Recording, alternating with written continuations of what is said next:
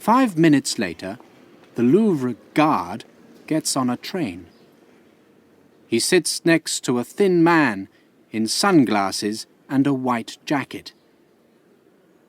"Have you got it, Antoine?"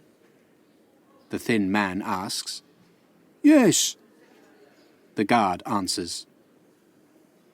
After that, the train starts and there's a lot of noise. "Oh, no. Now I can't hear them," Marcel thinks. But he can hear 1 or 2 words. Italy, for example, and all those cats. Cats? Marcel looks at the Mona Lisa. His eyes are 2 big saucers. But cats kill mice, he thinks. They eat them. And where are we going in Italy? Rome? Milan? Naples? But at that moment, Antoine puts the bag under the seat. "Oh, now I really can't hear," Marcel thinks. Then he goes to sleep and has a very bad dream.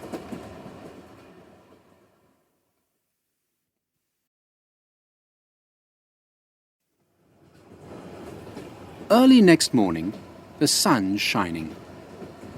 Marcel opens his eyes and sees the Mona Lisa.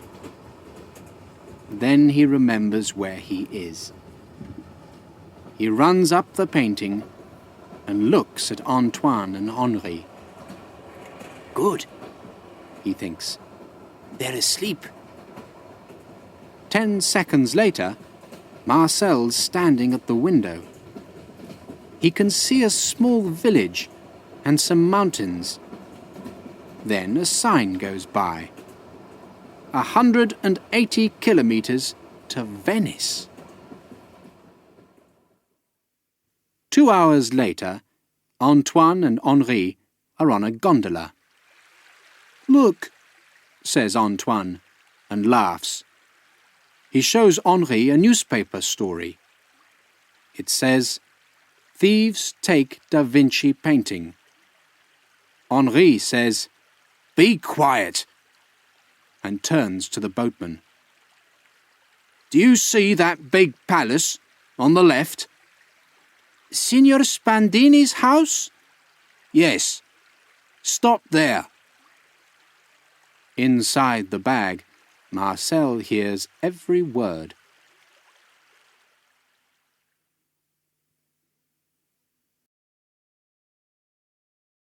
An old woman answers the front door. "Come in," she says to the 2 thieves. "Signor Spandini is waiting for you." She takes them to a big, dark room. A fat man is sitting behind a desk. "Have you got it?" he asks. "Yes, boss," Henri answers. The bag's beside him. "I can't stay in here," Marcel thinks. He jumps out of the bag and hides behind a chair. "Good," he thinks. "Now I can—" But then he goes cold. Cats! There are 7, 8, no, 9 of them in the room. Suddenly Marcel remembers Henri's words, "all those cats." Then he remembers his dream on the train. What can he do? Where can he go? But it's too late. One of the cats sees him. "Help!" Marcel thinks, and climbs up a red curtain. A moment later, the cat starts climbing too. Marcel can hear it below him. He has to do something, and fast. But what? Then he sees 2 candles above his head. "That's the answer," he thinks. He jumps onto the bookcase and starts to push the candles over.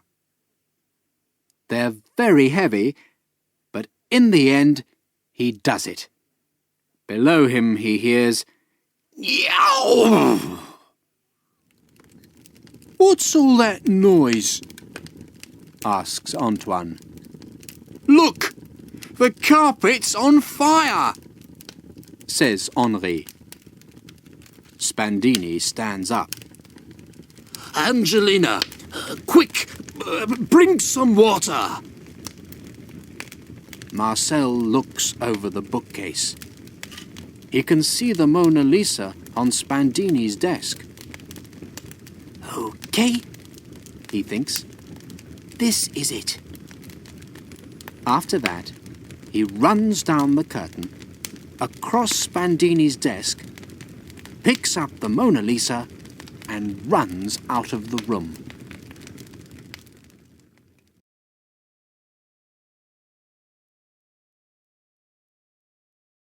Marcel runs for a long time. He thinks, "I want to leave the Mona Lisa somewhere safe. But where?" Then, after 20 minutes, he stops in a quiet street. In front of him, there's a police station. The front door has a letterbox. "Of course," Marcel thinks. "That's it." He stands up tall, then he pushes the Mona Lisa through the letterbox. 2 days later, Marcel's in Paris again. At the station, he sees a newspaper. It says, "Italian police find the Mona Lisa." Then he goes to the Louvre and tells Céline everything. "9 cats," she says. "Oh, Marcel, are you all right?" "Yes, I'm fine," Marcel answers. He goes to Céline's window. "And the Mona Lisa's fine too.